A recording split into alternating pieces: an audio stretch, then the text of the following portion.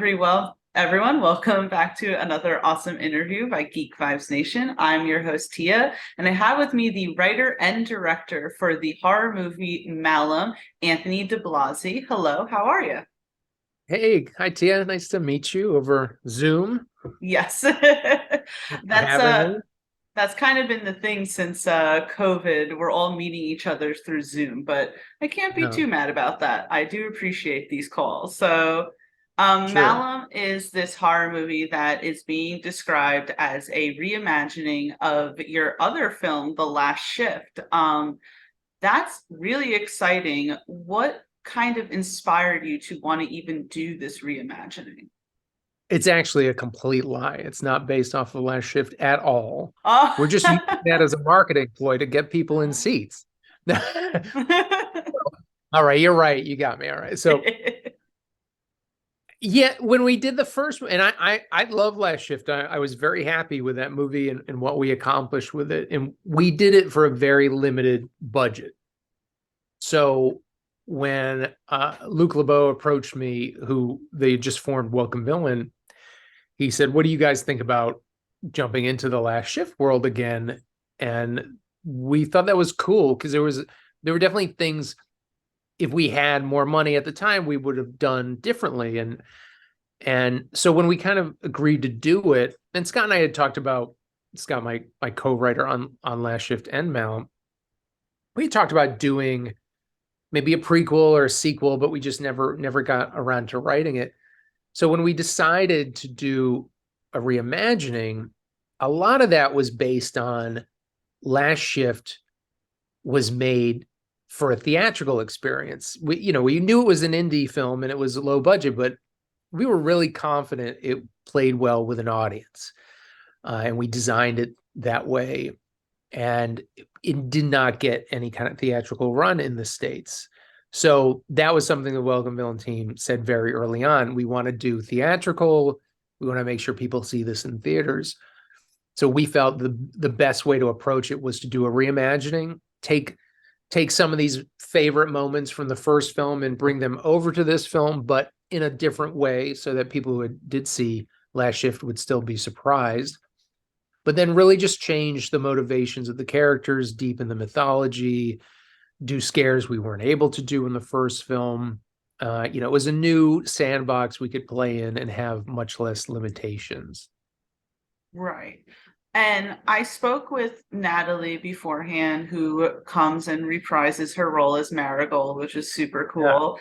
And we were speaking about the special effects that were used that were leaned heavily into as opposed to using CGI. Um, where was the decision-making process on that to make sure that CGI wasn't used as much as opposed to special effects?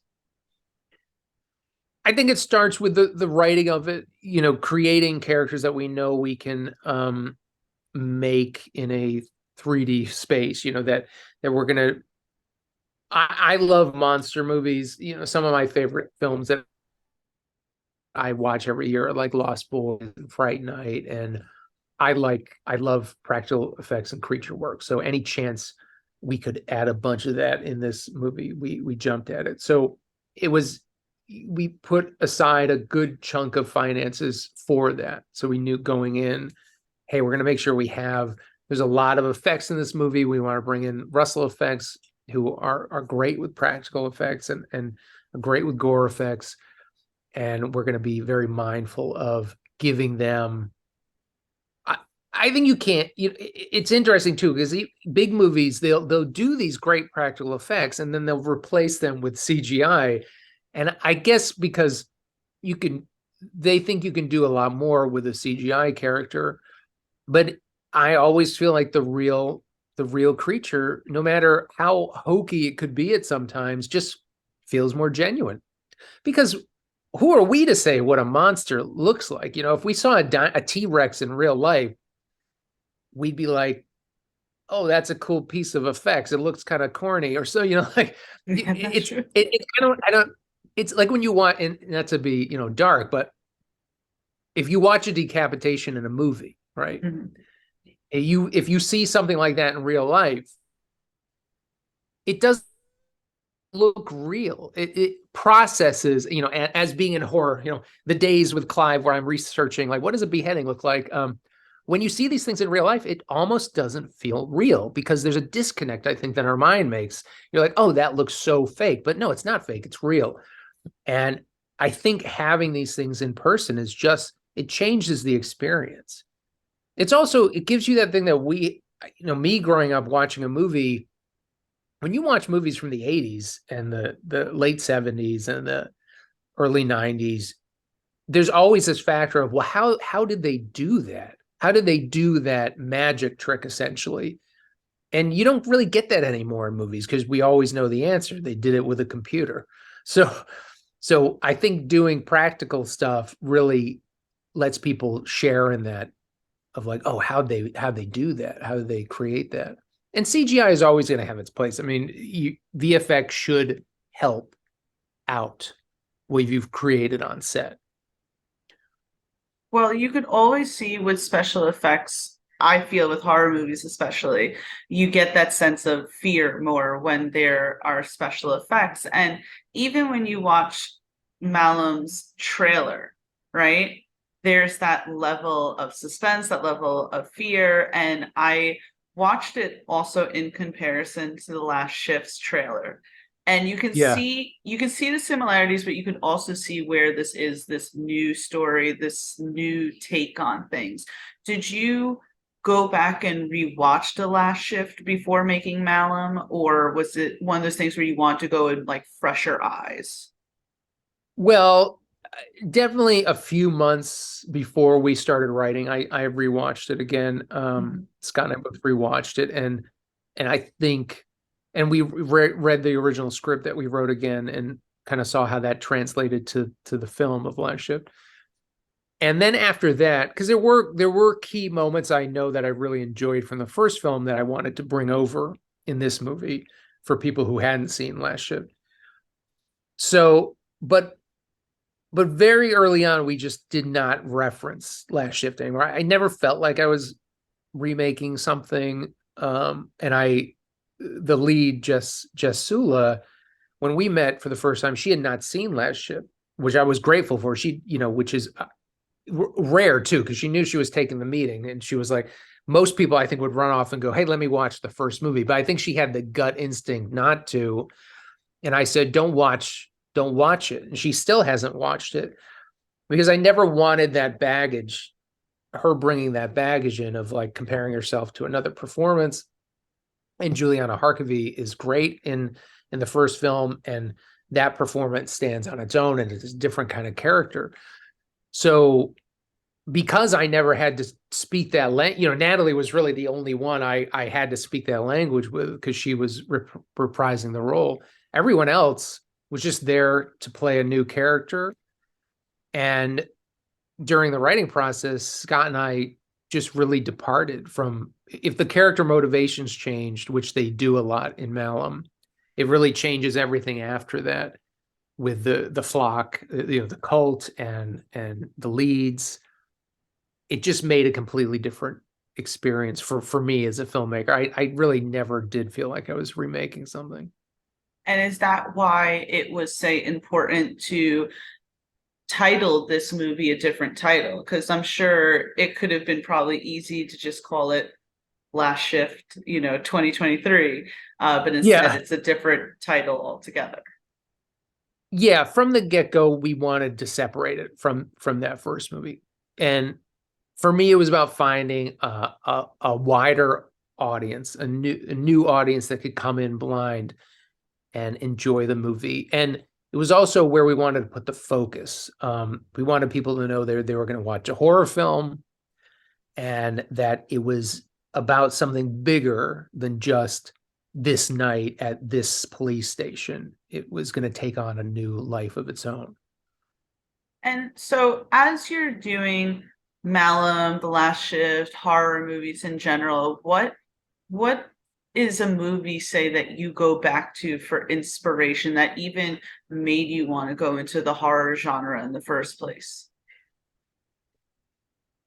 I think, well, like what I said earlier, every Halloween I tend to watch the same movies, like the Fright Night films and Lost Boys, and um, Predator is one of my favorite films. And if I consider that a horror movie, it's and Yeah, it's yeah. um, and I love Predator because it's so deliberately paced, and that was something with the first film that I really was mindful of, and for this film, when you watch Predator, you it's a war movie, and then suddenly it becomes something else, and along the way you're getting you're getting levels of this Predator character, and at every turn I feel like it's unexpected because you're satisfied with what you're seeing. You're satisfied with the level of effects you're seeing. You're satisfied with the level of creature. Because a lot of monster movies and things, you're like, hurry up and show the monster already. You get irritated, right? You're like, and I don't feel like Predator does that at all. So by the time he takes off his mask at the end of the movie, I feel like most people aren't even expecting it in a way. That like, oh wait, there's something under that mask that I haven't seen. And I'm always trying to be mindful of that. Make sure you're doing things in the right order so that when they get to the movie, they're like, oh, wait, there's a little bit more that I wasn't quite expecting, and to keep that fresh. I think with That's, this movie, sorry, go ahead. oh no, I was gonna say that's really cool. It's a good thing to reference too, you know? Yeah, I think for horror, especially, pace is important because Right. you want to leave people feeling like the last 30 minutes is the most intense, um, and that it delivers in that as that climax comes. I think also Sinister was an inspiration. I love Sinister. I think Sinister's a great mystery horror film, and we knew that Malum was going to be a mystery horror film. So that's a movie that I, definitely watched a few times while we were writing this. And when was the filming process for Malum? We shot this in this past summer in Oh Kentucky, wow. in Louisville, Kentucky. So it's been a very fast process. And we only finished the movie like a week ago, Oh, a week and a half ago, maybe. It's down to the wire. But you can do that when you're, streaming will be a couple months out, but theatrical, you can kind of, you can have it down to the last minute when you're delivering theatrical. so you must be very excited that this is going to theaters. I believe it's in theaters, is it not? It comes out Friday. No, Friday. Okay. Thursday night. There'll be previews Thursday night. So are you going to be there for showing?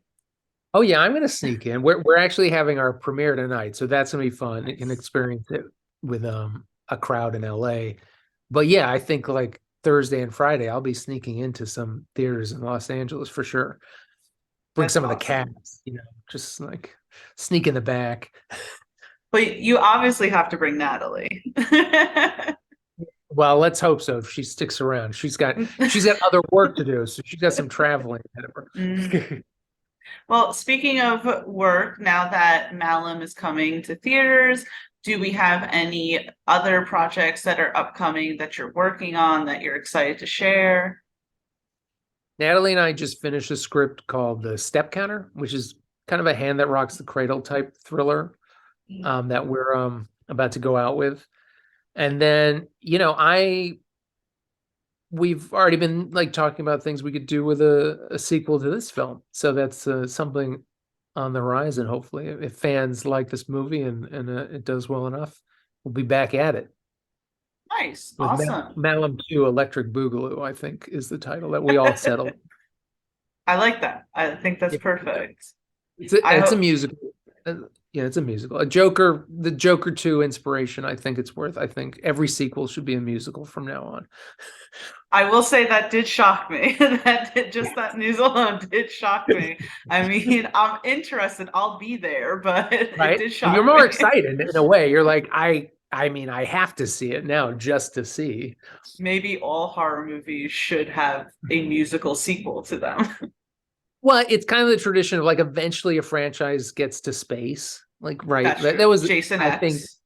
Yeah, and Leprechaun and Hellraiser, like they all get to space. Freddy never went to space, which was kind of disappointing. Freddy didn't go to space. He also didn't go to Manhattan. I feel like that also was kind of a trend. So, Riveting. Yeah. See, Scream yeah. got to New York.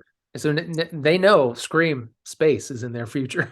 I mean, to be fair, Freddy gets in the dreams, but that's, semantics. He, he gets to go wherever he wants. He gets to go wherever he It's wants. usually a beach and he's hanging out with sunglasses. He tends to go to the beach a lot. Yeah, I mean, it's good for his skin. But Yeah, yeah. Anthony, do you have a social media presence? Are you online? Where can people follow you? I try to be online as little as possible, but I'm I on don't blame Instagram. you. Ant DiBlasi is my Instagram, which connects to Facebook. Twitter, I'm on Twitter right now for the promo stuff, and then I'll probably leave again. But I don't blame you on that either. but I have to, Natalie and I have to write. I don't have time to go on social media. She's way better at that than I am. Well, I do hope all of the people who are watching this definitely go check out Malum. If you are a horror movie fan, if you enjoyed The Last Shift, or if you don't even know about The Last Shift, make sure you check this movie out regardless. It will be in theaters starting tomorrow night. Well, And I am very excited to watch it and check it out, and probably also get very scared because I do that I with hope horror so. films. So let me know. That's good. It's meant for you. Awesome. Well, Anthony, thank you again for taking the time to even speak with me about this film. I am super pumped, and hopefully whatever project you and Natalie have in the future, you can reach back out to GVN and we'll revisit. Love to. Definitely. Awesome. Cool. Thank you, Kristen.